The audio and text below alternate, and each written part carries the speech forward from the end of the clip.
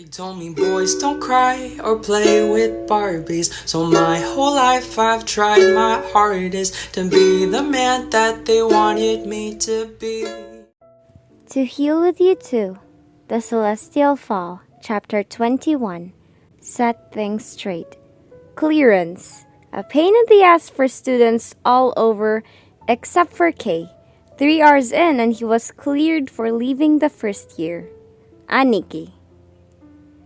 Moving to Tokyo seems like a good plan. I'll send someone to clean the house in Tokyo.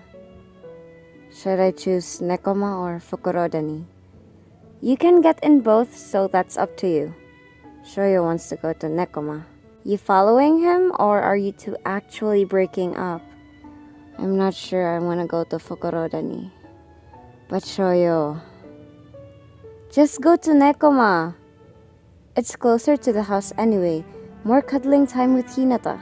Why do you say that like we're living together there? We aren't. Then ask him to. So I'll get a fucking heart attack every morning? Gay. Fine, Nekoma it is. I'll get the requirements, you tell Shoyo. If I see him. A hand slammed on his desk. We were just talking about you. Good things, I hope. Kei shrugged and put his phone away while Shoyo got a chair and sat across him. Nekoma, persuade me. Kenma-san. Akashi. You're starting to sound like Bokuto-san.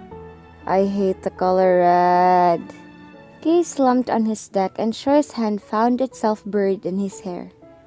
Done being mad at me? No. A sharp tug made him hiss. I'm just setting things straight. We are going to Nekoma. But Fukurodani... Fine, I'm going to Nekoma. Shoyo stood up. Kei held his hand before he could leave and weave their fingers together. We're going to Nekoma. Aniki is asking for the requirements already. You should have said that earlier. Wanted to mess with you. Bastard. Kei brought his hand to his lips and shot him a sorry look. Shoyo just sighed and sat down again. A truce for today. Yay, I missed you. You wouldn't have if you weren't an ass. Shoyo's fingers were in Kei's hair again, pulling softly at the roots, his hand navigating the soft blonde locks that he missed. Kei sighed and leaned into his touch. It was a blessing to have Shoyo's fingers scrape his scalp and trail the shell of his ears again. You done with clearance? English. Notes, right? You have them?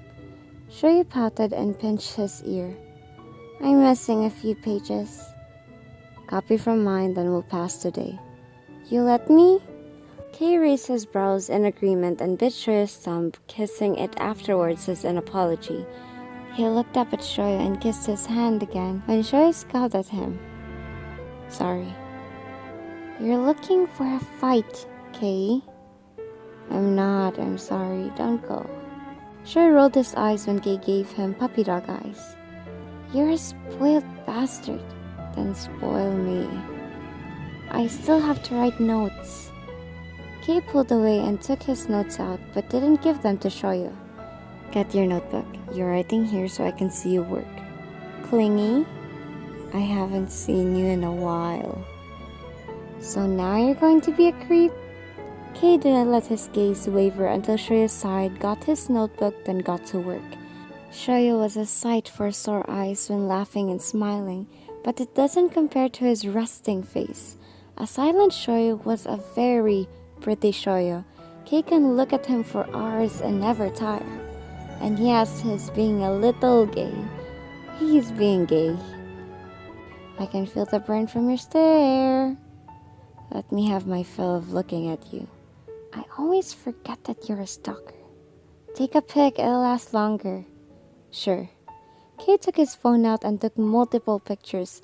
Shoyo's jaw dropped at the action. He didn't actually mean it. Smile. Don't open your mouth like a fish. You jerk, I didn't mean that. Sucks. If you hear a click, it's probably the bodyguards taking a pic. I also forget that.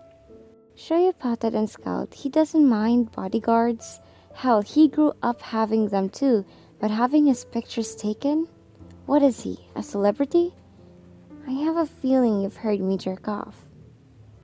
Silent, aren't you? A small gasp, then a sigh of relief. You fucking pervert! It wasn't intentional. My privacy! I'm the only one who listens in now, don't worry. Shoyu slammed a fist on Kay's palm and went back to work. I probably deserved that. You did. He laughed softly and took Shoyu's free hand, rubbing circles on it with his thumb. You really like doing that. It helps. It does. Thank you. I remember you doing that when I got a panic attack in the CR. You were shaking like a leaf. Don't remember that? Sorry. Kay chuckled and weaved their fingers together. He wishes that they can go back to being this way again and hates how they're fighting because of him.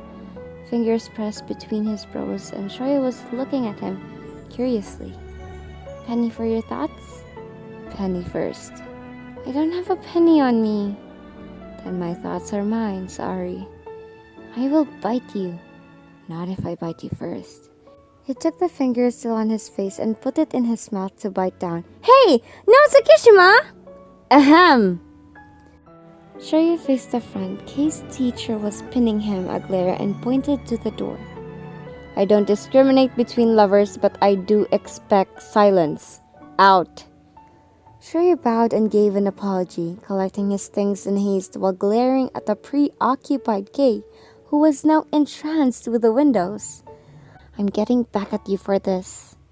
Looking forward to it, Shoya. To be continued.